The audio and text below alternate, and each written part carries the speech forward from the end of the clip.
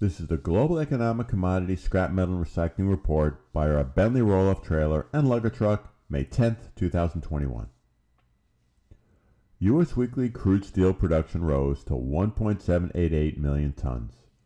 The steel mill utilization rate was a low 78.7%.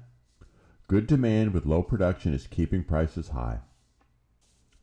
WTI crude oil price rose to $64.90 a barrel with improved global demand, but concerns about India's COVID cases. India is the world's third largest oil importer. China is number 1, and the U.S. is number 2. The U.S. weekly oil rig count rose to 344, down 78.6% from 2014's high. Many believe the U.S. is oil independent. April's U.S. average daily oil imports were 5.9 million barrels per day, with U.S. production of 10.9 million barrels per day, and U.S. exports of 2.5 million barrels per day. Scrap steel number 1 HMS price rose to about $4.12 per gross ton, with pricing still settling. There remains good demand and good supply in the market. Hot rolled coil steel price fell to $75.15 per hundredweight, falling for the first time in months.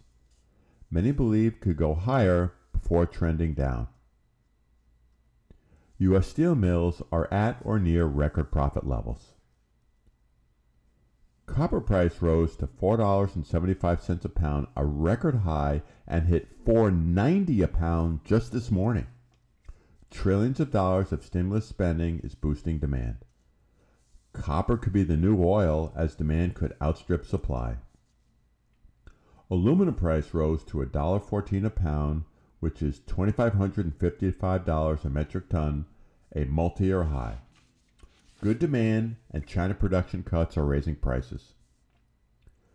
China's April exports surged 32.3% over April 2020 and increased 30.6% from March. Exports to the U.S. surged 31.2%. Note, China's exports drop each February due to their new year. Major amounts of U.S. stimulus dollars are flowing right to China as we buy computers, TVs, video games, and more.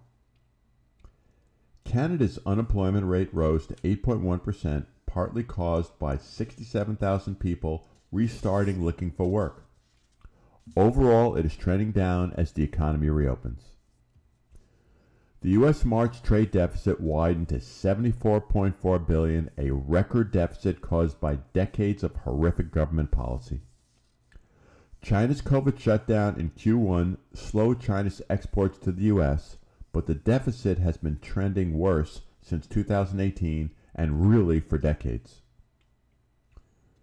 The U.S. April new jobs report increased by 266,000, well below forecast.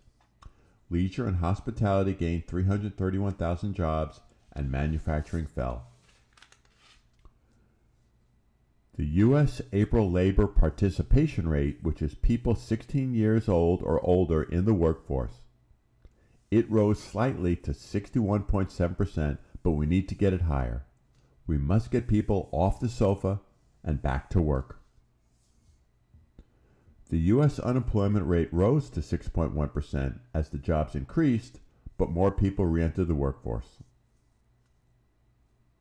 Wall Street's Dow Jones Industrial Average rose 904 points to 34,778, a record high. The poor jobs report and inflation remain concerns.